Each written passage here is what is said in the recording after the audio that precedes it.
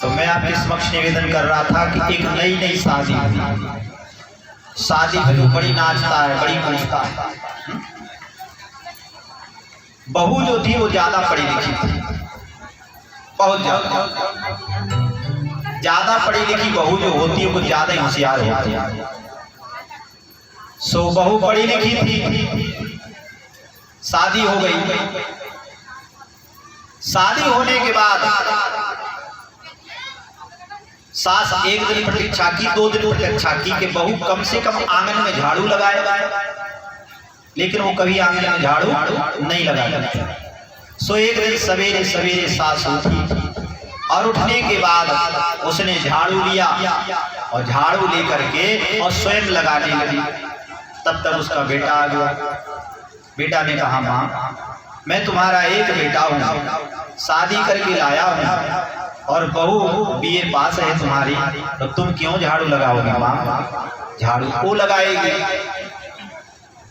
और वो जो है किचन में ये बात को सुन रही थी। भाई ये माँ और बेटी क्या गिड़ कर रहे हैं, तो समझ में नहीं आ रही है। 1 घंटा हो गया। बहू आई किचन से निकल करके, जैसे निशा शास्त्री ने आपको बताया था, किचन का मतलब होता है जहाँ सास बहू की किच किच है। तो कहा कि जैसे निकल के आई और बोली मैं 1 घंटा से सुन रही हूँ, दोनों माँ बेटा ये अंगना में सवेरे से झगड़ा क्यों कर रहे हैं? अरे बोले देवी मेरी मैया कह रही है कि झाड़ू हम लगाएंगे, और मैं मैया से कह रहा हूँ कि मैया तू बूढ़ी हो गई, तुम क्यों झाड़ू लगाई? मैं तुम्हारा बेटा हूँ, मैं झाड़ू लगाऊंगा। ये हम लोग आपस में लड़ रहे थे। बहू बोली मैंने बीए पास क्यों की है? घास छोड़ने के लिए, निपटारा करने के लिए। उसके लॉ की डिग्री मेरे पापा करा रहे, मैं वकील हूँ, मैं तो तुरंत निर्णय, हाँ वकील लोग तुरंत निर्णय देते हैं। बोले मैं वकील भी हूँ, तो तुम्हें कोर्ट कचहरी जाने की जरूरत है, झगड़ा मैं घर में निपटा देती हूँ।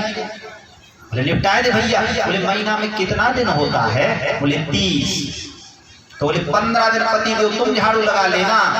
अरे ससुइया 15 दिन तुम झाड़ू लगा देना, हो गया निपटारा। बोले बाबा भोलेनाथ की ऐसी बहू से कोई कल्याण होने वाला नहीं है। अरे बहू हो तो पार्वती जैसे